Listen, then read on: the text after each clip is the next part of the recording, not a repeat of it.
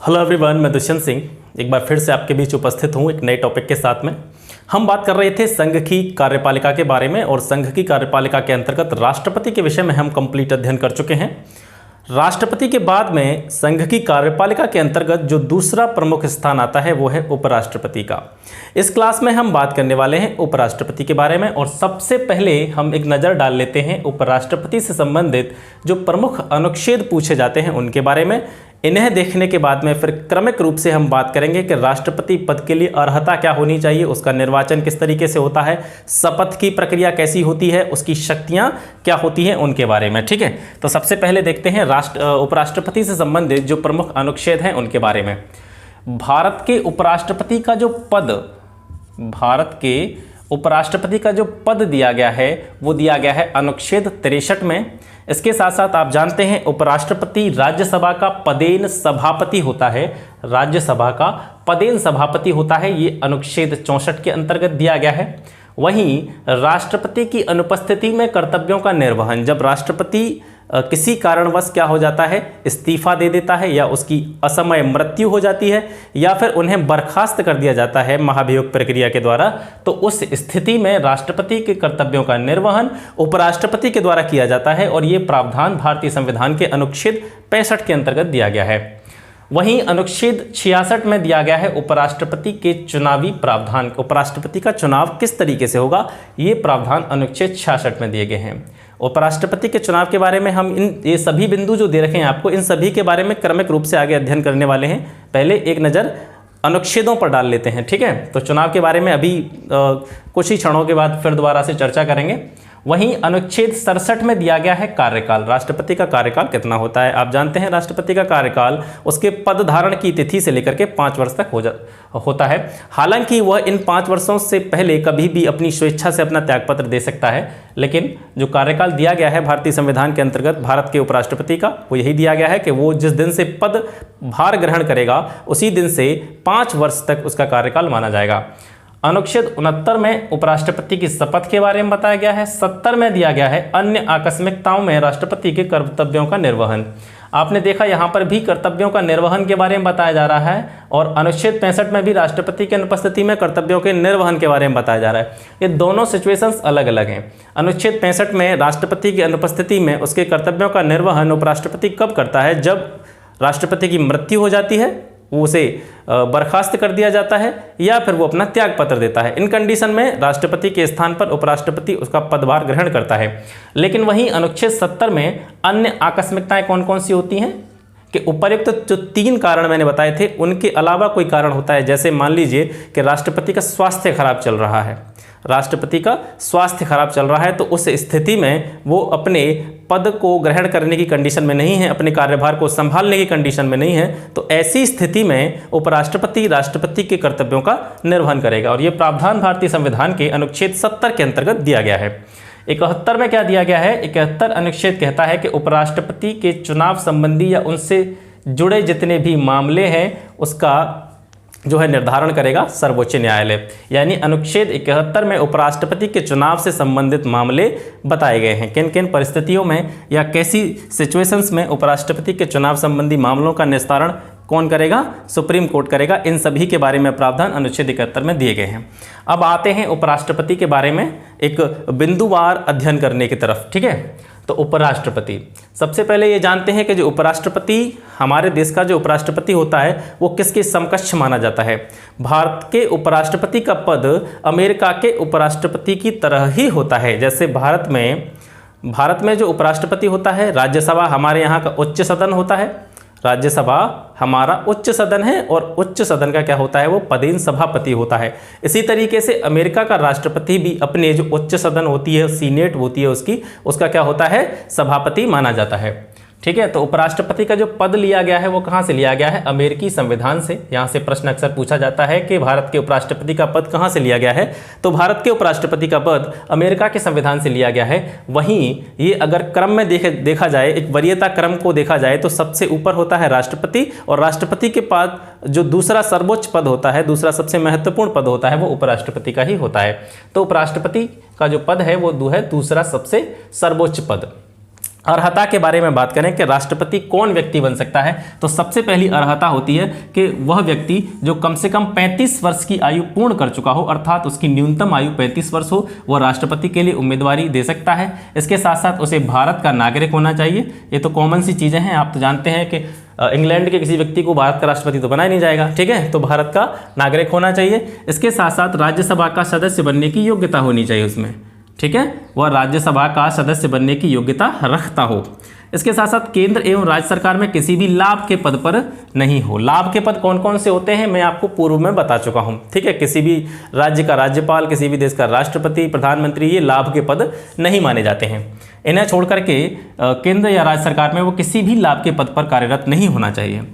निर्वाचन के बारे में बात करते हैं। उपराष्ट्रपति का निर्वाचन किस तरीके से किया जाता है?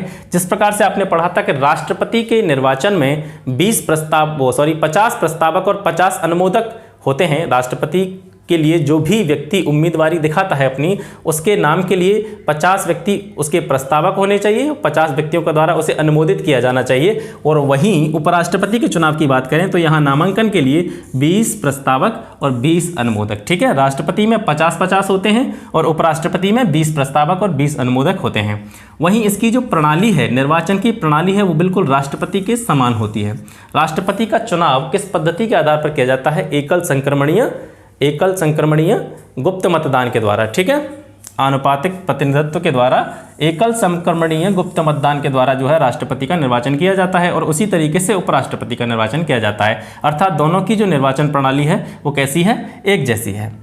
अब जो सबसे प्रमुख प्रश्न बनता है राष्ट्रपति और उपराष्ट्रपति के निर्वाचन से, जो सबसे प्रमुख प्रश्न बनता है वो ये बनता है कि जैसे मैंने आपको जब राष्ट्रपति के बारे में पढ़ाया था तो वहाँ मैंने बताया था कि राष्ट्रपति के निर्वाचक मंडल में कौन कौन शामिल होता है, और यहाँ पर हम बता रहे हैं उपराष्ट्रपति के निर्वाचक मंडल में कौन कौन शामिल होता है। दोनों के निर्वाचक मंडल में क्या होती है? भिन्नता होती है। यहाँ देखते हैं कौन कौन सी भिन्नताएं होती हैं कि जैसे आपने देखा कि उपराष्ट्रपति के निर्वाचक मंडल में होता है संसद के निर्वाचित और मनोनीत सदस्य, ठीक है। वहीं उपराष्ट्रपति के बारे में जब हमने पढ़ा था तो हमने जाना था कि वहाँ उपराष्ट्रपति के निर्वाचन में संसद के केवल निर्वाचित सदस्य ही भाग लेते हैं। संसद के केवल निर्वाचित सदस्य ही भाग लेते हैं, मनोनीत सदस्य राष्ट्रपति के निर्वाचन में भाग नहीं लेते हैं। यहाँ विपरीत है, उपराष्ट्रपति के निर्वाचन में संसद के निर्वाचित और मनोनीत दोनों तरीके के सदस्य जो होते हैं वो इसके निर्वाचन में भाग लेते हैं। वहीं आपने देखा था कि राष्ट्रपति के निर्वाचन में राज्य की विधानसभाओं के सदस्य भी, राष्ट्रपति के चुनाव में राज्य विधानसभाओं के सदस्य भी शामिल होते थे। वहीं उपराष्ट्रपति के चुनाव में राज्य की विधानसभाओं के सदस्य शामिल नहीं होते। ये दो प्रमुख अंतर हैं राष्ट्रपति और उपराष्ट्रपति के निर्वाचक मंडल में। आशा करता हूं समझ गए होंगे आप, ठीक है। एक बार फिर बता देते हैं कि राष्ट्रपति के चुनाव में क्या होता है, राष्ट्रपति के निर्वाचन में क्या होता है कि संसद के केवल निर्वाचित सदस्य भाग लेते हैं। वहीं उपराष्ट्रपति के निर्वाचन में संसद के निर्वाचित और मनोनीत दोनों सदस्य भाग लेते हैं। राष्ट्रपति के निर्वाचन में राज्य की विधानसभाओं के सदस्य शामिल होते हैं, लेकिन उपराष्ट्रपति के चुनाव में राज्य की विधानसभाओं के सदस्य शामिल नहीं होते हैं। जिस प्रकार से राष्ट्रपति के चुनाव से संबंधित जितने भी विवाद होते हैं उसका अंतिम निर्णय सर्वोच्च न्यायालय करता है, उसी तरीके से उपराष्ट्रपति के चुनाव से संबंधित जितने भी विवाद होते हैं उनका निपटारा सुप्रीम कोर्ट के द्वारा किया जाता है। यानी दोनों का जो विवाद है वो सर्वोच्च न्यायालय के अधीन ही रहता है। अब एक और प्रमुख बात यह है कि निर्वाचक मंडल अपूर्ण होने पर चुनाव को चुनौती नहीं दी जा सकती। ये भी बिल्कुल राष्ट्रपति के समान प्रावधान है। जिस प्रकार से राष्ट्रपति का चुनाव होना है और राष्ट्रपति के चुनाव में जो सदस्य हिस्सा लेते हैं उनमें से कोई सदस्य उपस्थित नहीं है, उसका पद खाली है, तो इस संबंध में राष्ट्रपति के चुनाव को चुनौती नहीं दी जा सकती, ठीक है। कि अगर जैसे कहते हैं कि जो सदस्य राष्ट्रपति के चुनाव में भाग ले रहे हैं उनमें से भाई कोई सदस्य उपस्थित नहीं है, तो इस स्थिति में राष्ट्रपति के चुनाव को न कराया जाए, लेकिन ऐसा नहीं होता है। अगर कोई भी सदस्य अनुपस्थित है, इस संबंध में आप राष्ट्रपति या उपराष्ट्रपति के चुनाव को रोक नहीं सकते हैं। तो ये हो गए उपराष्ट्रपति की अर्हताएं एवं निर्वाचन। अब बात कर लेते हैं उपराष्ट्रपति की पदावधि के बारे में। उपराष्ट्रपति की पदावधि भारतीय संविधान में कितनी मानी जाती है? उपराष्ट्रपति के पद ग्रहण की तिथि से लेकर के 5 वर्ष तक उपराष्ट्रपति का कार्यकाल माना जाता है। हालांकि उपराष्ट्रपति चाहे तो अपनी स्वेच्छा से अपने पदावधि पूर्ण होने से पहले भी स्वेच्छा से त्यागपत्र दे सकता है। अब बात करते हैं एक बेहद महत्वपूर्ण प्रश्न के बारे में कि जिस प्रकार से राष्ट्रपति को हटाने के लिए संविधान में महाभियोग जैसी प्रक्रिया के बारे में बताया गया है, तो क्या उपराष्ट्रपति को उसके पद से हटाने के लिए महाभियोग का प्रयोग किया जाता है? नहीं। इसका उत्तर होगा उपराष्ट्रपति को उसके पद से हटाने के लिए राज्यसभा द्वारा एक संकल्प पारित करके पूर्ण बहुमत के द्वारा उपराष्ट्रपति को उसके पद से हटाया जा सकता है। यानी उपराष्ट्रपति को उसके पद से हटाना होगा तो क्या करना होगा, राज्यसभा द्वारा एक पूर्ण बहुमत से संकल्प पारित किया जाएगा और उपराष्ट्रपति को उसके पद से हटाया जा सकता है। इस कंडीशन में राज्यसभा को लोकसभा से सहमति लेनी होगी। ठीक है, लोकसभा की सहमति से राज्यसभा द्वारा पूर्ण बहुमत के द्वारा कोई संकल्प पारित करके उपराष्ट्रपति को उसके पद से हटाया जा सकता है। इस कंडीशन में यानी ये संकल्प पारित करने से पहले उपराष्ट्रपति को 14 दिन पहले सूचना देना अनिवार्य है, नोटिस देना अनिवार्य है। अब बात करते हैं उपराष्ट्रपति की शपथ के बारे में। उपराष्ट्रपति को शपथ कौन दिलाता है? उपराष्ट्रपति को शपथ दिलाता है राष्ट्रपति, या फिर कोई ऐसा व्यक्ति भी उपराष्ट्रपति को शपथ दिला सकता है जो राष्ट्रपति के द्वारा उपराष्ट्रपति को शपथ दिलाने के लिए जो है नियुक्त किया गया हो। ठीक है, यानी उपराष्ट्रपति को शपथ कौन दिलाता है? या तो राष्ट्रपति या उनके द्वारा नियुक्त कोई भी व्यक्ति। ठीक है, ये शपथ का प्रावधान हो गया।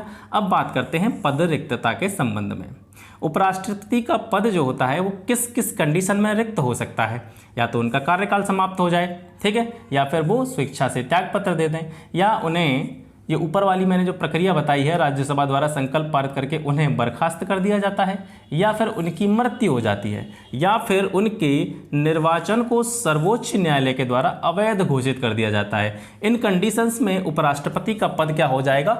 रिक्त हो जाएगा, खाली हो जाएगा। तो इस कंडीशन में क्या करना चाहिए? जब बीच में ही उपराष्ट्रपति का पद रिक्त हो गया तो जितना शीघ्र हो सके उसका चुनाव करा लेना चाहिए, इसके अतिरिक्त जब राष्ट्रपति का कार्यकाल पूर्ण होने को होता है तो राष्ट्रपति के कार्यकाल के पूर्ण होने से पहले ही अगले उपराष्ट्रपति के लिए चुनाव करा लेना आवश्यक होता है। यानी पदावधि कंप्लीट होने से पहले ही उपराष्ट्रपति के पद के लिए चुनाव कराना अनिवार्य है। अब बात कर लेते हैं उपराष्ट्रपति की शक्तियों के बारे में। उपराष्ट्रपति की शक्तियां क्या होती हैं? उपराष्ट्रपति राज्यसभा का पदेन सभापति होता है, तो राज्यसभा के पदेन सभापति के रूप में उपराष्ट्रपति लोकसभा अध्यक्ष के समान जो है शक्तियां धारण करता है। उपराष्ट्रपति को जो शक्तियां दी गई हैं वो किसके समान है? लोकसभा अध्यक्ष की तरह। ठीक है, क्योंकि राज्यसभा का पदेन सभापति भी उपराष्ट्रपति ही होता है और पदेन सभापति के रूप में उसकी शक्तियां लोकसभा अध्यक्ष के समान होती हैं। इसके अलावा जब राष्ट्रपति का पद रिक्त होता है तो उपराष्ट्रपति कार्यवाहक राष्ट्रपति के रूप में काम करता है। ठीक है, और जब वह कार्यवाहक राष्ट्रपति के रूप में काम करेगा तो जो उसका जो पहला वाला पद था राज्यसभा के पदेन सभापति वाला, तो उस कंडीशन में वह राज्यसभा का पदेन सभापति नहीं माना जाएगा और उन्हें जितने भी वेतन भत्ते और सुविधाएं मिलेंगी वो वही मिलेंगे जो राष्ट्रपति को मिलती हैं, क्योंकि वो इस समय किसका कार्य कर रहे हैं? राष्ट्रपति का कार्य कर रहे हैं। लेकिन एक प्रश्न और आता है कि राष्ट्रपति के स्थान पर उपराष्ट्रपति कार्यवाहक राष्ट्रपति के रूप में कितने समय तक कार्य कर सकता है? तो वह है 6 मंथ, मैक्सिमम 6 मंथ वह जो है राष्ट्रपति के पद पर कार्य कर सकते हैं और इस अवधि में राष्ट्रपति का चुनाव करा लेना नितांत आवश्यक हो जाता है। तो ये हो गई राष्ट्रपति की पदावधि, शपथ, पदरिक्तता एवं शक्तियाँ। अब बात करते हैं उपराष्ट्रपति की परिलब्धियों एवं कुछ अन्य महत्वपूर्ण तथ्यों के बारे में। उपराष्ट्रपति की परिलब्धियों के बारे में बात करें तो संविधान में उपराष्ट्रपति की परिलब्धियों के संबंध में कोई विशेष व्यवस्था नहीं है। उपराष्ट्रपति को जो वेतन मिलता है वो राज्यसभा के पदेन सभापति के रूप में ही मिलता है। यानी उपराष्ट्रपति के लिए कोई विशेष उपबंध नहीं दिए गए हैं, कोई विशेष सुविधाएं नहीं दी गई हैं। उपराष्ट्रपति को जो वेतन मिलता है वो किसके रूप में मिलता है? क्योंकि वह राज्यसभा का पदेन सभापति होता है। ठीक है, वहीं कार्यवाहक राष्ट्रपति के रूप में राष्ट्रपति के समान वेतन भत्ते प्राप्त करते हैं। यानी जब उपराष्ट्रपति को राष्ट्रपति के स्थान पर कार्यवाहक राष्ट्रपति के रूप में नियुक्त किया जाता है तो उस समय उन्हें राष्ट्रपति के समान ही वेतन और अन्य भत्ते प्रदान किए जाते हैं। ठीक है, अब कुछ अन्य तथ्यों के बारे में बात कर लेते हैं। अन्य तथ्यों के बारे में बात करें तो उपराष्ट्रपति के चुनाव संबंधी सभी विवादों का अंतिम निर्णय सर्वोच्च न्यायालय देता है।